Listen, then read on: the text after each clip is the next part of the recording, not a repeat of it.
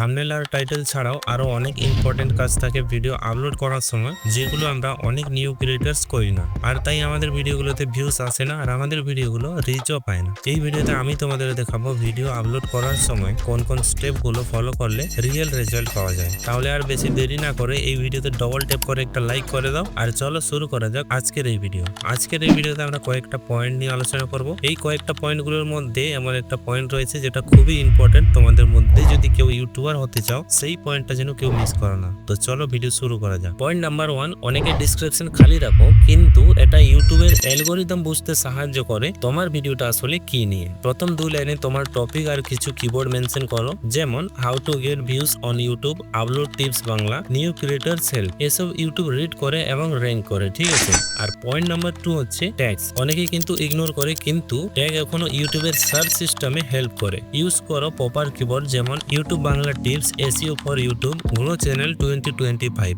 এতে তোমার video সাজেস্টে show করতে পারে, ঠিক আছে। আর পয়েন্ট নাম্বার 3 হচ্ছে প্লেলিস্ট। একটা নিশ নিয়ে যদি তুমি মাল্টিপল ভিডিও বানাও, তাহলে প্লেলিস্ট মোস্ট ক্রিয়েট করো। এতে ওয়াচ টাইম বাড়ে, বোনাস রেট কমে, যেটা ইউটিউব খুবই পজিটিভলি দেখে, ঠিক আছে। আর পয়েন্ট নাম্বার 4 হচ্ছে থাম্বনেল ফাইল নেম। এই টিপসটা অনেকেই জানে না, কিন্তু তোমরা যদি তোমাদের থাম্বনেল ফাইলের নাম রাখো কিওয়ার্ড সহ, যেমন ইউটিউব টিপস বাংলা, তাহলে সেটা ইউটিউবের ইমেজ এসইওতে হেল্প করে। এই ট্রিকটা ছোট হলেও কিন্তু খুবই স্মার্ট ট্রিক। আর আমি ভিডিও শুরুতে বলেছিলাম এই কয়েকটা পয়েন্টগুলোর মধ্যে এমন একটা পয়েন্ট রয়েছে যেটা খুবই ইম্পর্টেন্ট, আর সেই পয়েন্টটা হচ্ছে point number 5, end screen and info card.